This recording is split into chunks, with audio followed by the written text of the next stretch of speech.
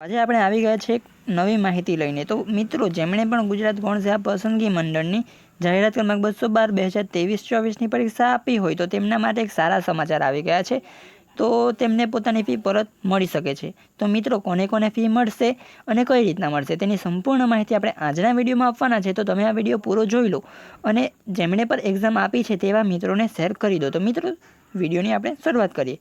તો અહીં છે ને ગુજરાત ગૌણ સેવા પસંદગી મંડળ દ્વારા એક નોટિસ આપવામાં આવી છે કે જાહેરાત ક્રમાંક 212 2023-24ની જેમણે પણ પરીક્ષા આપી હોય ને એમની પરીક્ષા ફી જમા કરવા બાબત છે।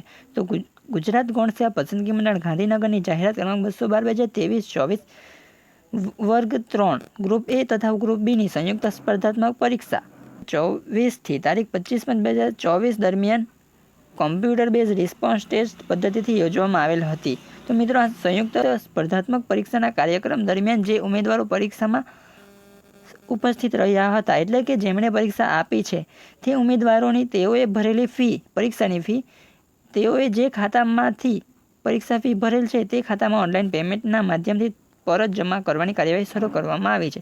તો મિત્રો, તમે જે પણ ખાતામાંથી તમારી પરીક્ષા ફી ભરી હશે તે ખાતાની અંદર તમારી પરીક્ષા ફી જમા થઈ જશે। એટલે કે મિત્રો, જો તમે પોતાના ખાતામાંથી ફી નથી ભરી અને બીજાના ખાતામાંથી ભરશે તો બીજા વિદ્યાર્થીના ખાતામાં અથવા જેમને પાસે તમે ભરાવ્યો હોય ને એમના પર જમા થઈ જશે।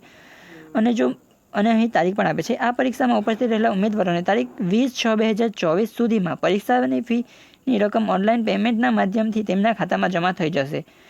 એટલે કે મિત્રો, 20/6/2024 સુધીમાં તમારી પરીક્ષા ફી તમારા ખાતામાં આવી જશે। અને જો ન આવે તો મિત્રો, અહીં લખેલું છે કે જો કોઈ ઉમેદવારની પરીક્ષા ફી પરત ના મળે તો તેવા સંજોગોમાં ઉમેદવારોએ તારીખ 21/6/2024થી લઈને તારીખ 30/6/2024 દરમિયાન મંડળને રજૂઆત કરવાની રહેશે। તો મિત્રો, જો તમારી પરીક્ષા ફી તમારા ખાતામાં ના આવી હોય તો તમે રજૂઆત કરી શકો છો મંડળને। તો વિદ્યાર્થી મિત્રો, વિડીયોમાં આટલું જ હતું। જો તમને વિડીયો પસંદ આવ્યો હોય તો ચેનલ સબસ્ક્રાઈબ કરી, વિડીયોને લાઈક કરી, પોતાના મિત્રોને શેર કરી દેજો।